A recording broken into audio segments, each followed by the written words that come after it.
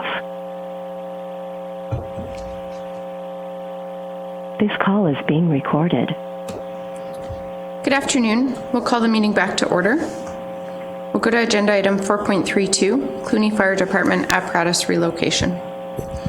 Good afternoon, Council. Matt from Administration. On page 132 of your agenda package, you'll see two resolutions authorizing the transfer of the Cluny Fire Department engine and the Cluny Fire Department tender.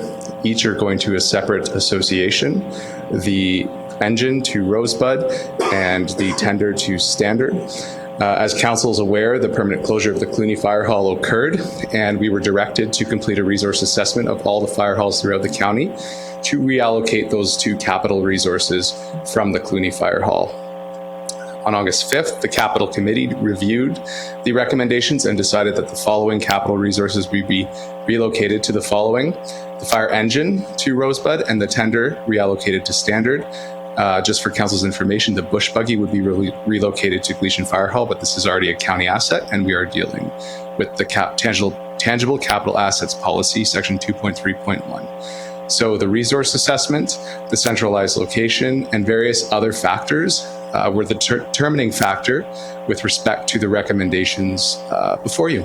I hopefully can answer any questions. That concludes my presentation. Thank you. Any questions about the reallocation? Excuse me, through the chair. It's not a question, but a comment. I was at the fire hall fire meeting in Hazard the other day, and according to the information from there, everybody was satisfied with how you guys dealt with the Cluny. It seemed like it went fairly well, and the different associations were fairly pleased. There was no issues anyways that I was aware of. So good for you guys. Different 4 years ago. Oh, I know. Yeah. Any other questions or discussion? There are two motions for council consideration. The council authorized the transfer.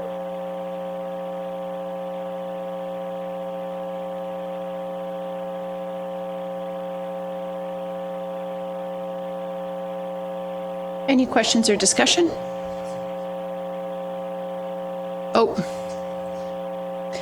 Councillor Kester did move the recommended resolution number 1. Any questions or discussion? All in favor? Did you guys vote? Sorry, I missed it if you did. Okay, motion carried. I just missed it, sorry. No, I probably looked too long this way. Motion is carried. There's a second motion for consideration. I move that council authorize the transfer to County Fire Department tender, or the Cluny. I move resolution number 2. Councillor Bigger has moved. Any questions or discussion?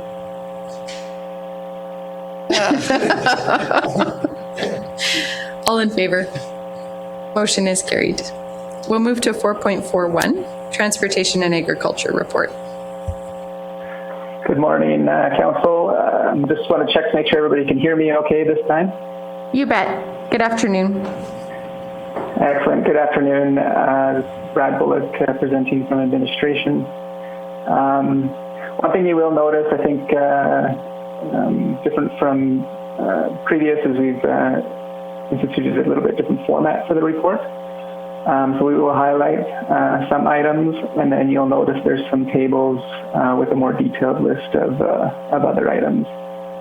So some of the highlights under the capital projects, got the Carsland Reservoir repairs ongoing.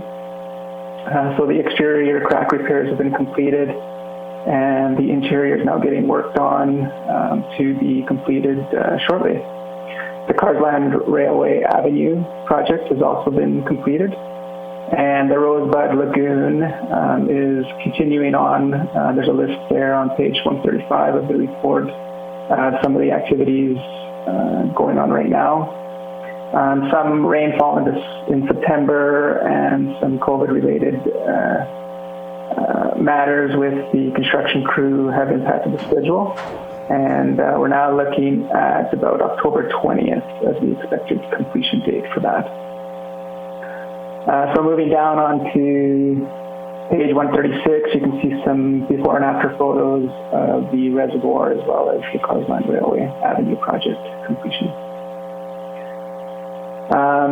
So on page 137, as noted, is a table of capital projects that council can refer to.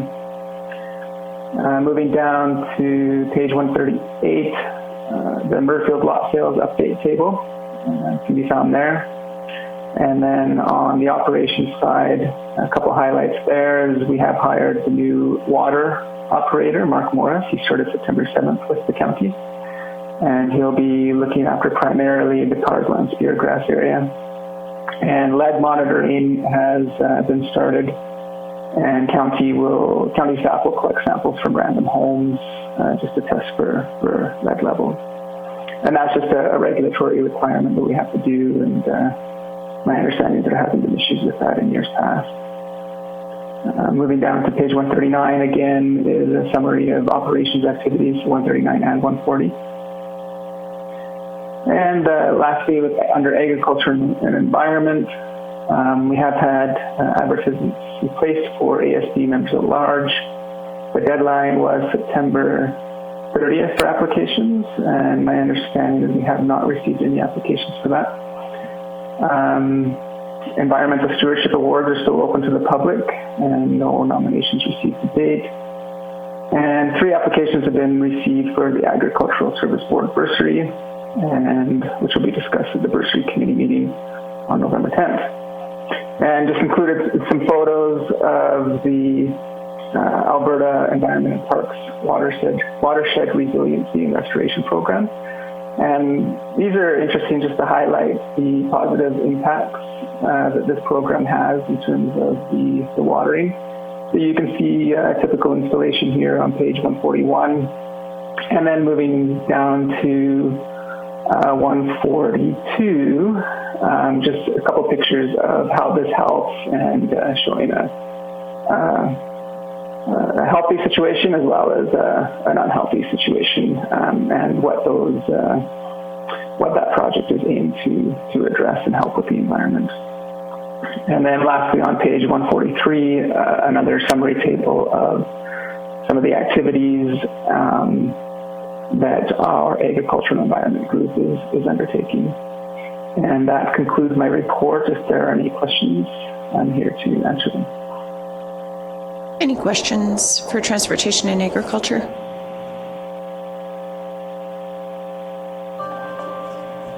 Just a question for ASB members. Should we open that up again and maybe each of us try and make a concerted effort to... I do have someone that said they had interest. Oh, do you? Okay. Remind me, we're looking for 1 or 2 members at large right now. I think it depends. Through the chair, it's Russ Muntrath. Yeah, please go ahead, Russ. Afternoon, everyone. As of the deadline or of the date we did the report, there was no applications. I did end up getting 3 in just kind of at the last minute on the 30th. So there will be 3 names to put forward for the one spot that is available. So thank you. Perfect. Thanks for the update. That's great. Any other questions?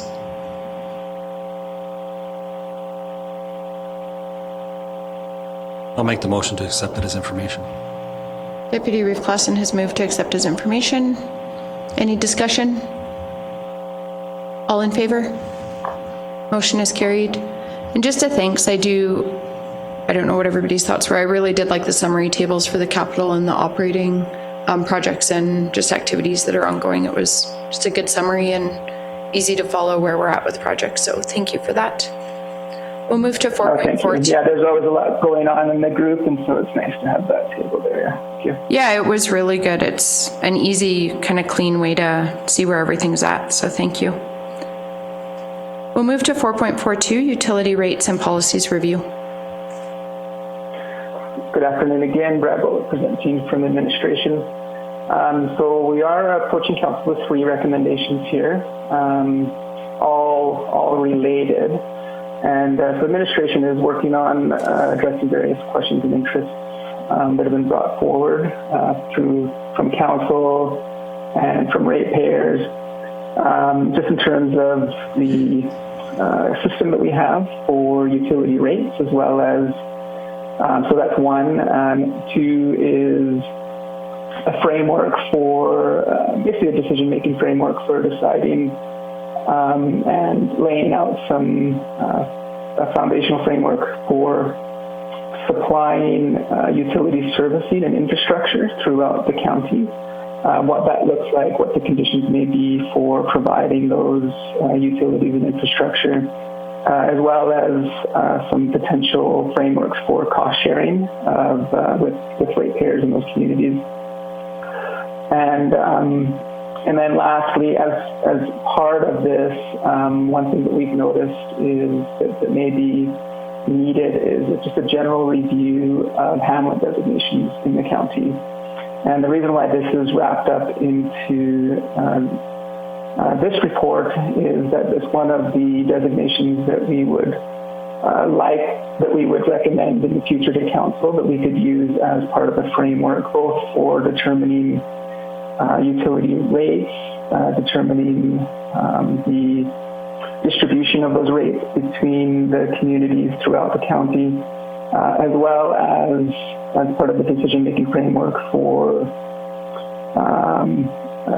making decisions regarding which communities will receive or could receive county-supplied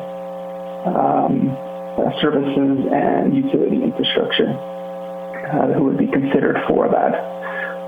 So those are the general reasons for making these recommendations to council, and so we've got the three recommendations in the report, and I'm here to answer any other questions. Any questions regarding the proposed work towards a framework? Not a question, but I just want to say, I asked for this utility discussion to come forward to council again. Not for really the immediate change of the rates in Muirfield, but for something that is fair and equitable for all our residents. We have different hamlets that have different rates. And I know this council has been really proactive about getting cost recovery, and it really pointed out when this came to be that there's quite a difference there. And I've had a lot of feedback from residents, being that they have it on paper now and they can see exactly how it plays out. So, I voted for the motion to lower the rates that Councillor Kester put forward and got defeated. It really hasn't sat with me right, and I'm just been, trying to figure out the best way to do this. And I think that what staff will come up with is the best way, because it's going to look at everything as a whole. The prior rates were, I don't think anybody here could give us a formula how we got to some of these hamlet rates that we have. I don't think there's honestly any data behind it. It was just like a rate thrown at a dartboard. And now we have a hamlet that was user pay basically, and we had data with that, so we kind of followed suit. We did lower it 30%, and we have done some significant improvements, but the people there are still definitely vocal about it. I understand that it was probably the hottest year we've had on record and driest in a long time, and people, watering their grass, and then they have a rate of 1106 for every cubic meter. And they, I've debated with people many times that they say, well, why am I getting charged to water my grass? And I understand what they're saying, but there's no municipality out there that I know of. Someone could point it out to me that has a separate meter for the sewer going out. So, I try to back people up, but it is a huge expense for people. And it is, Muirfield is a growing area. We can look on the previous report here how much we've made in lot sales and things. And I really want to get, number one, I want to get a sewer solution for Muirfield of some sort and make it fair for everybody. I honestly, that may mean that some of our hamlets have to pay more, that may mean some less, but at least we'll have something we can back up from administration. So that's what I have to say. Any other questions or comments on the framework and what's been presented?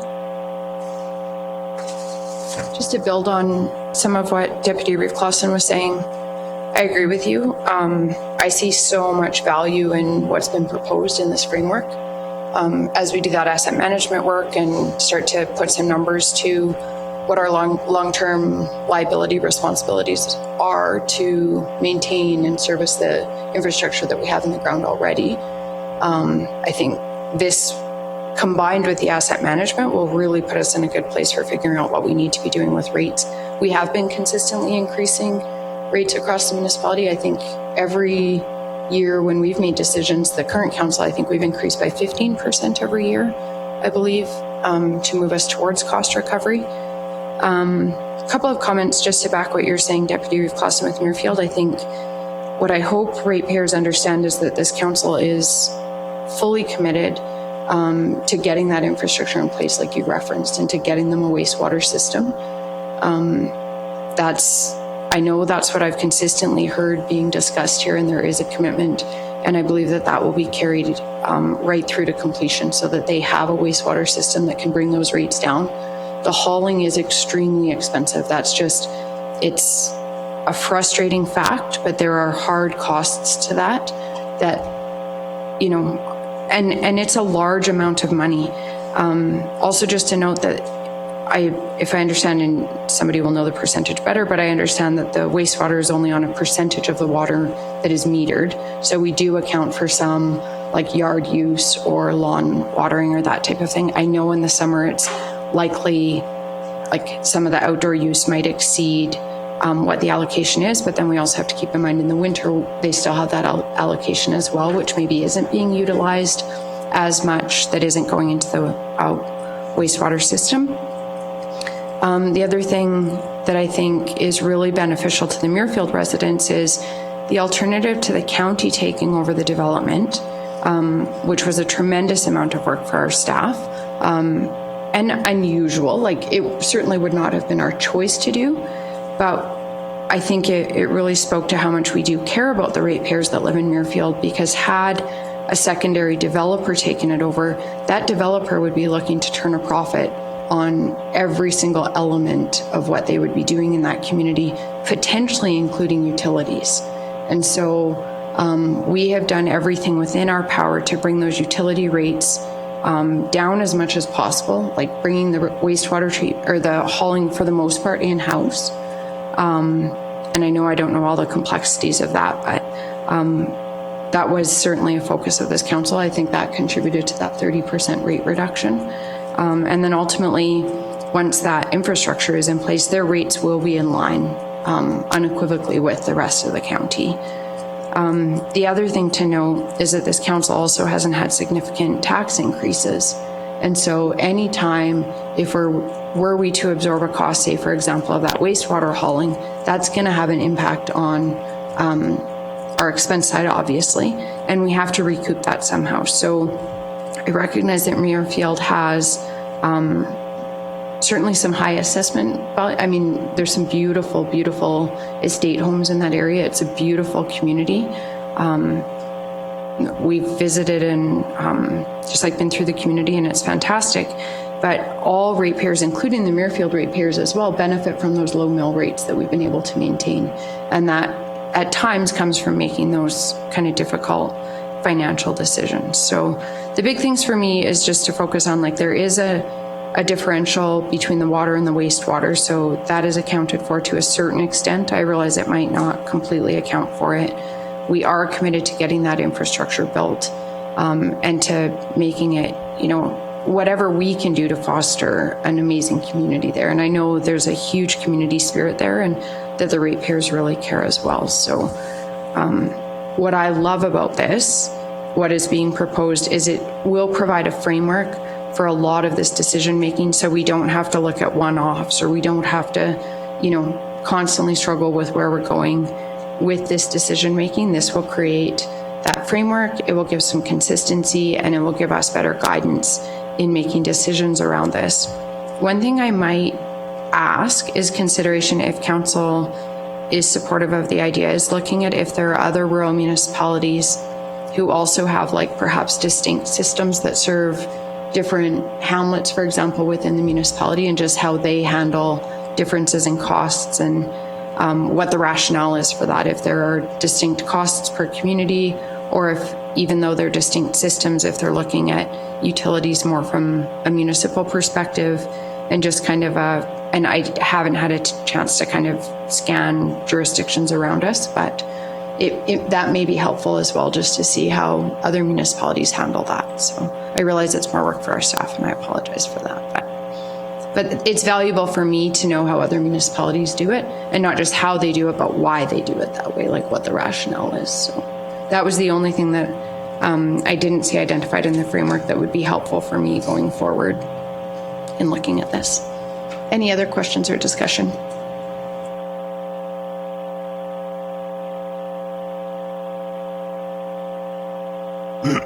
I'll make the motion that council direct administration to conduct a comprehensive review of the county's utility rates framework and to provide recommendation to council in the form of a revised or as required new utility rates policies for structuring, calculating, and periodically updating the utility rates throughout the county.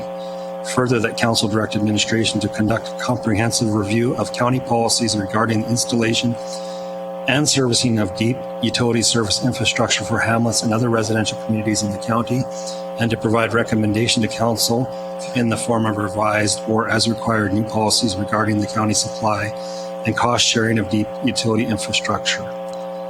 Further, that county direct administration to conduct a review of all county communities for the purpose of determining which communities qualify for the formal designation of hamlet according to the Alberta Municipal Governments Act, and provide council a recommended list of individual communities to be formally designated as a hamlet communities by council resolution in accordance with the MGA. Would you accept a friendly amendment to also just ask administration to bring back maybe a scan of municipalities with similar system models for utility delivery? Absolutely. Something like that. Any questions or discussion? Just one question. Is there, I know in the past there was grants for hamlets, and I heard they were discontinued. Are they continuing again, or is there maybe a possibility in the future? So there are definitely some grants available for hamlets. A good example would be, I believe that Hamlet one. So Rosebud was eligible for, we've received 75% funding, I believe. And part of the criteria of that is that they need to be a hamlet. So right now, kind of an issue that we do have, and it is a very easy thing for council to do. However, in discussing and collaborating with senior leadership, what we want to do is we want to bring a pros and cons list of becoming a hamlet and being declared one, just in case we're missing something. We don't want to just declare it and maybe have a little oversight on something. We just want to make sure we're being but a detailed review of it before we kind of bring that back to council as a recommendation. But yes, that is one of the criteria. So those grants are still available and just different funding. I think in the past it was just a yearly thing you received. Did people apply for it? It just Yeah, and I don't think there is like the yearly operating funding, but there is some of the capital funding. I think it's very oversubscribed. Like, I think there's a lot more projects that get applied for than get awarded, but it's definitely there. And I think it is really important that we do that due diligence. And like you said, just look at the different angles of it if there's any considerations that we need to be making when we're making those decisions. So I think it's great. Absolutely. I've always said if there's a way to utilize grants it'll keep the cost of the infrastructure down for sure. The big dollar items. I mean, Rosebud's a prime example. We did the lagoons and it was funded. And I mean, it's a big difference. So yeah, I really like this. The only thing I'm going to get asked is a timeline. So as a priority item, estimated timeline. So we'll definitely, because I do know it is very important for council to kind of get this. And I know it's at the top of your priority list as well for us to get that done for the residents. So we'll move it to the top of the list. We'll take a detailed review, and hopefully by the end of this year, early next year, we'll have something in place for council consideration. Yeah, good question. What I like about it is it's, if anybody asks, we have a formula, we can, it'll be set out for everybody, there'll be an explanation behind it. And hopefully we won't have any different rates for everybody. We have We'll have a rationale and irrational is the word. absolutely. For sure. No, I think And it will be key. as much as I'd love to say, like we did last time, and let's just match everybody, I realize that's not realistic. It's a bigger thing to look at, and there's a lot more involved, and we're looking for, future construction and everything. You got to look at all that, and I really appreciate that. It's all in here. So. Well, and I think just one of the key things, and somebody can jump in and explain this better than I can, but typically when you would have a development like Muirfield, my understanding is the developer would be responsible for building out that infrastructure to completion.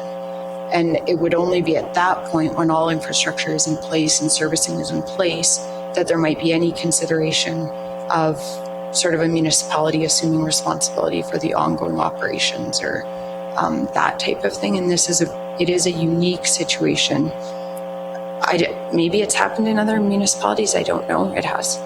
I don't think it's common though, where you would be in this situation where we would be assuming a development that hasn't been fully built out and where the infrastructure is not in place. So the key thing is to focus on, we're going to get that infrastructure in place. And I think that's the key thing for the ratepayers to focus on. This is not a long-term situation. It's a short-term situation while we move towards that commitment to build up that infrastructure. So it's just there are nuances where Muirfield is different just because of the stage of development that they're at. And administration, please elaborate on that, because I don't have experience with it. I know it's different than what would typically happen. Absolutely.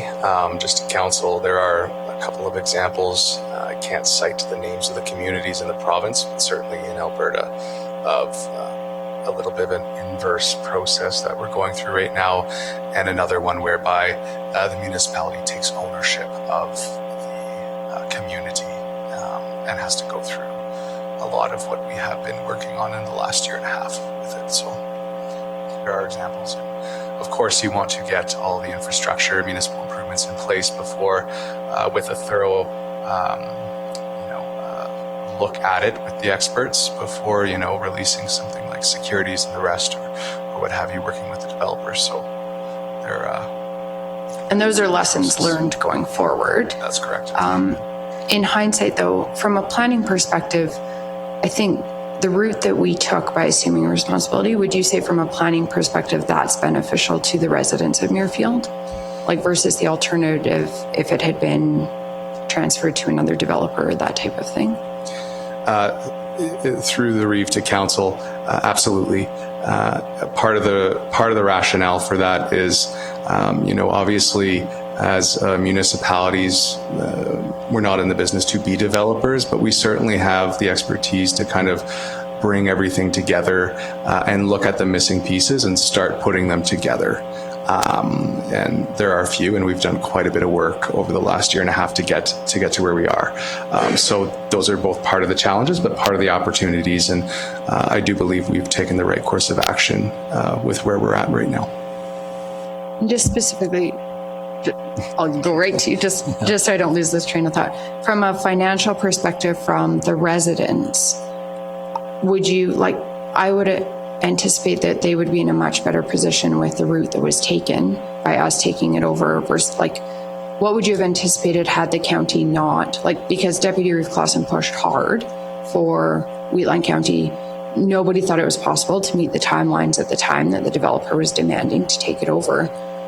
What would you have anticipated had either council not supported that, or Scott hadn't pushed, or you guys weren't able to just practically do it? Because I know how challenging that was at the time. It seemed unrealistic at the time, but we were able to do it. What would the alternative have looked like for those ratepayers had we not taken over, in terms of even, say, wastewater? And I know you I can can't. answer that a little bit. Yes. So what I would have anticipated from the development side, the planning side, had the municipality not taken over in a very expeditious manner, is that it would have probably gone to an auction or something like this, and a third party would have taken it over. I think, Reeve-Link, you cited that from that perspective. I'll answer this. So either way, we were dealing with somebody that had enough money that they could bankrupt one company to do another. That was a plain and simple thing. They could do whatever they wanted. As of a certain date, they were going to stop paying their subcontractors, which included the water plant and all that kind of stuff. So we would have been scrambling to either deal with Alberta Environment or whatever to make sure that, number one, their water's safe, and ultimately it lands on our lap. What I will say is, when it comes to us and we're looking at the 125% bond for all this stuff, this is where this would come into play. If we had that money set aside for each individual thing, we wouldn't have this problem. We would have that bond. And I'm not blaming anybody. I'm just saying, this is why when we come up with future developments or whatever, we have to be careful with that, because things change. Muirfield changed ownership a couple of times and different people got involved in finances. But at the end of the day, these people are still our residents. They moved here because of the quality of life or whatever reason they chose, and they're our residents, and the developer will eventually fade into the sunset and it'll be ours. So it's just, we're here, we have to deal with it. Guns over. Yeah, I look at it a little differently. The developer at Muirfield paid for that infrastructure. Another municipality put it in and they own it. They completed their deal. It wasn't their fault that municipality did not complete it. It's a failed system through no fault of the developer or this county or any bonds being required. It was paid for in cash. They put it in and it failed. So I don't know if it was a failed lagoon system, you could go to Alberta Environment and say it's failed at like a grant. This is a failed system that cost almost as much as the lagoon. And it failed through no fault of their own. So, in some ways, I think we should be eligible for a grant for it. There was no opportunity to collect securities because it was paid for fully in cash to another municipality that put it in. We had no control of it anymore, and it come through a motion from this council that we would allow that to happen. It was a done deal in cash. But we could have said, no, you're putting a lagoon in. Yeah, but you're dealing with another municipality, and your comfort level's high. That's the way it went down. Yeah, through the chair, if you look back, and it's always easier to look back than it is forward when these things happen.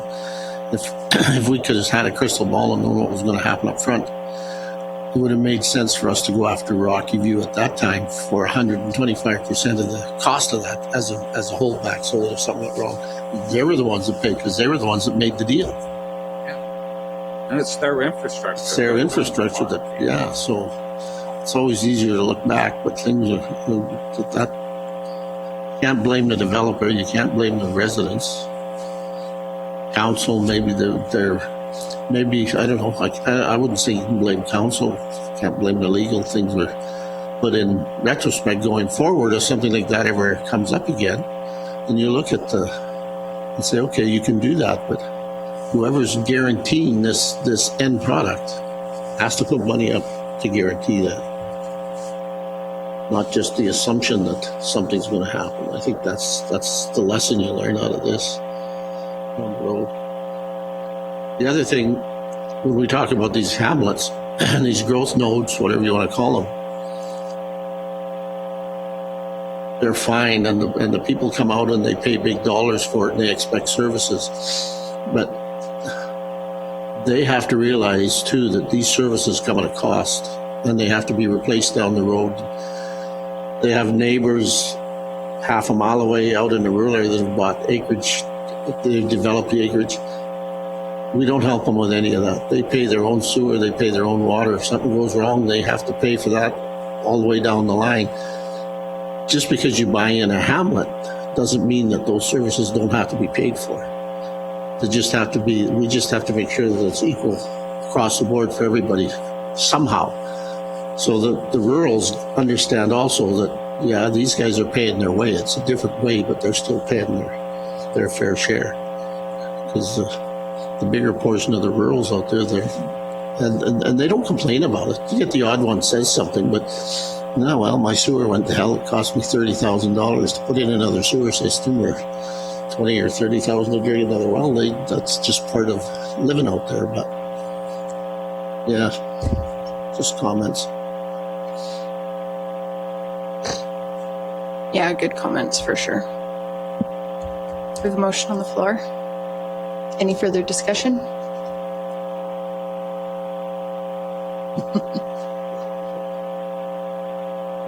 All in favor?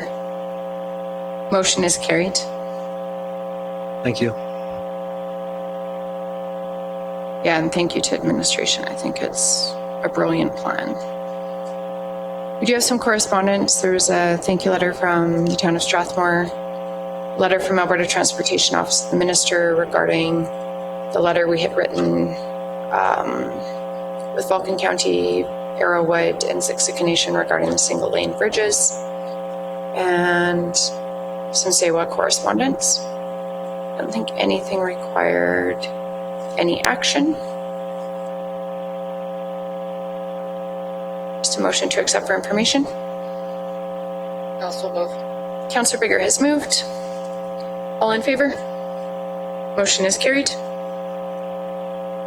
That brings us to the end of our regular agenda items. I will move us into closed session. All in favor? Motion is carried.